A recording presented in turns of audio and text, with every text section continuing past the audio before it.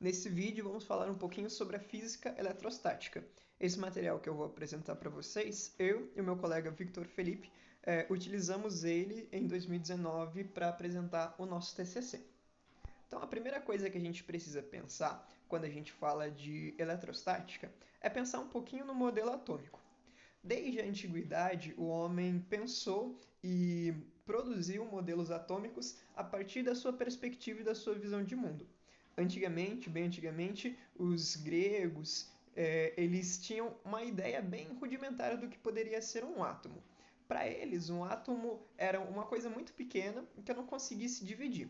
Como se eu pegasse uma pedra e fosse martelando ela, quebrando ela, cada vez em partes mais pequenas, até uma hora chegar em uma parte que seria tão pequena que martelo algum ou instrumento nenhum fosse capaz de dividir ela novamente. Então aquilo eles chamavam de átomo. E para eles o átomo era a mesma coisa que é para nós, uma partícula a qual tudo que existe no mundo é composto por aquilo. Talvez de um jeito um pouquinho diferente do que a gente enxerga hoje, mas para eles também era uma coisa muito pequena que se você juntasse várias delas, você teria os objetos que nós temos hoje.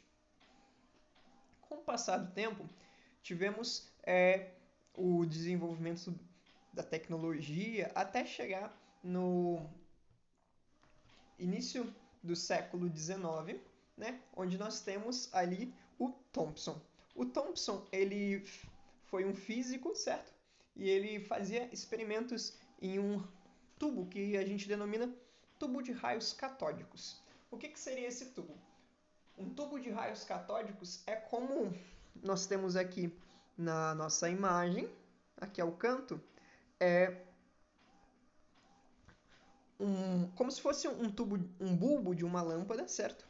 E dentro desse bulbo nós tínhamos ali um sistema elétrico e esse sistema elétrico ele era capaz de produzir algumas interações entre energia e entre o gás, que nem a gente consegue exemplificar nessa outra imagem aqui. Nós temos aqui no nosso canto inferior direito um tubo de raios catódicos. Nele nós conseguimos colocar algum tipo de gás, um gás, por exemplo, argônio, que é um gás muito facilmente eletrizado. E quando o Thomson colocava um gás lá dentro e ligava esse aparato que nós temos nessa região aqui, que é um sistema elétrico, ele percebia a emissão de um facho de luz. Conforme ele modificava também a energia desse segundo aparato aqui, que eram o que nós denominamos de placas paralelas, ele percebia que o nosso raio, ora ele subia e ora ele descia. E conforme ele foi estudando isso, ele percebeu que a interação que existia entre esse conjunto de placas paralelas e o raio era uma interação elétrica, onde o raio ele tinha um valor negativo. Logo, quando a gente fazia lá uma diferença de potencial, ou seja, colocava uma energia embaixo e uma energia em cima, se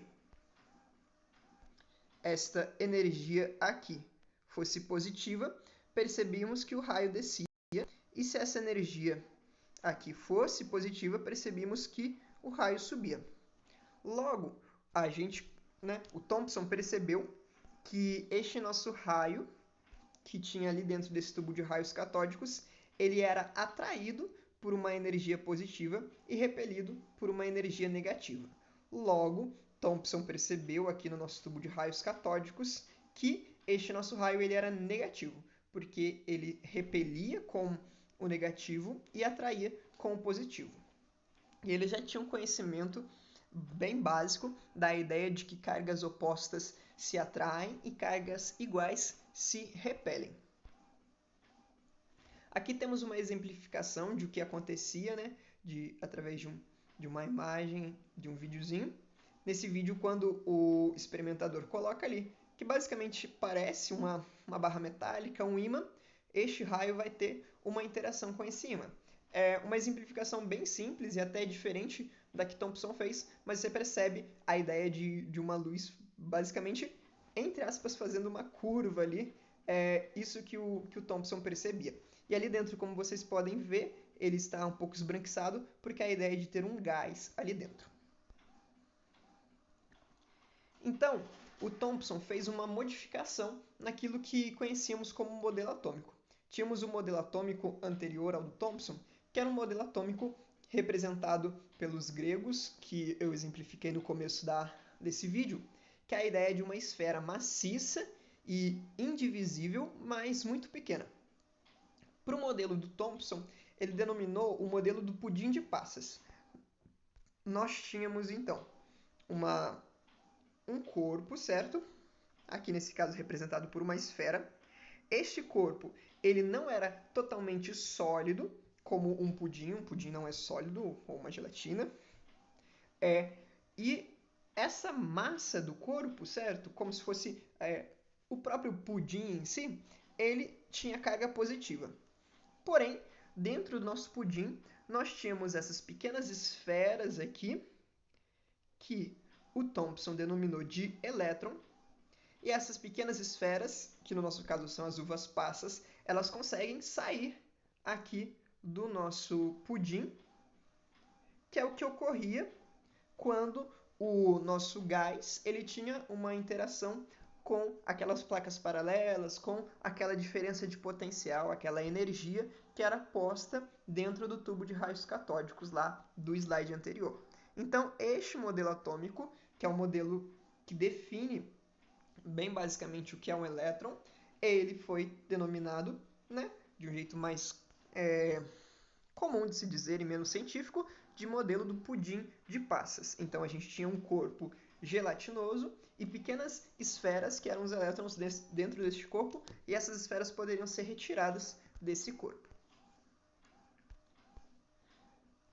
Seguindo então, o Thomson ele foi capaz de descobrir que havia um elétron, porém ele não conseguiu descobrir qual era o valor da carga desse elétron. E quem descobriu isso foi o Millikan, esse rapaz que está aqui no nosso canto superior direito.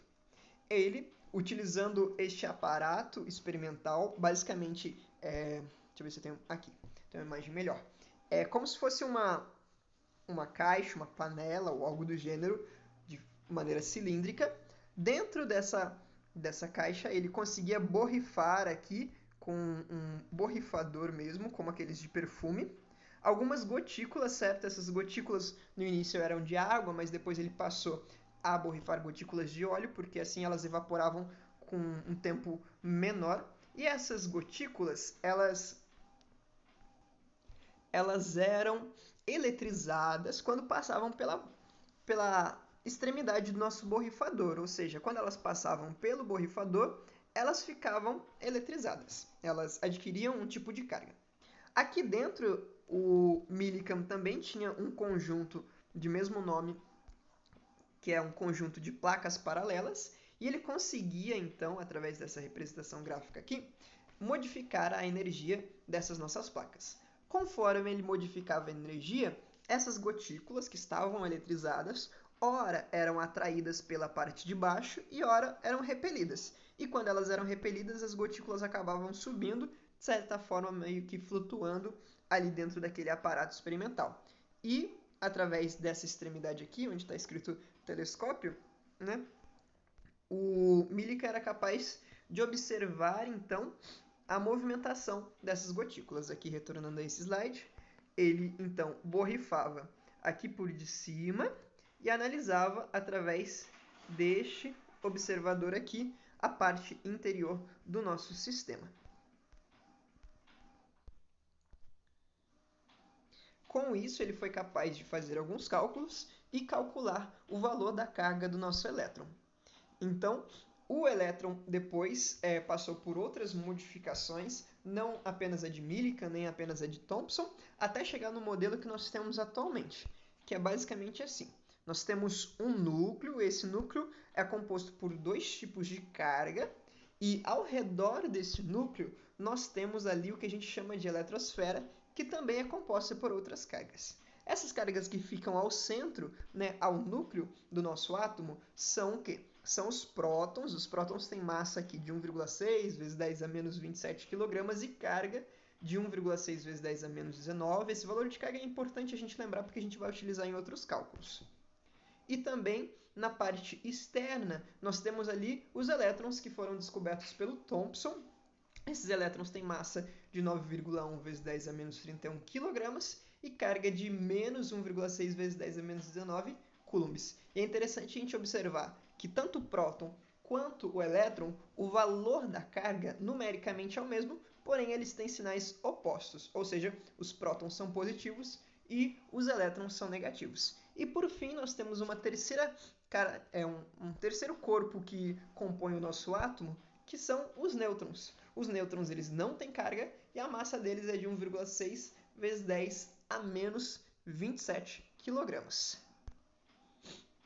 No próximo vídeo, então, a gente vai falar um pouco sobre esses processos de eletrização, como acontecia, por exemplo, no experimento do Millikan, onde as gotículas se eletrizavam no nosso borrifador.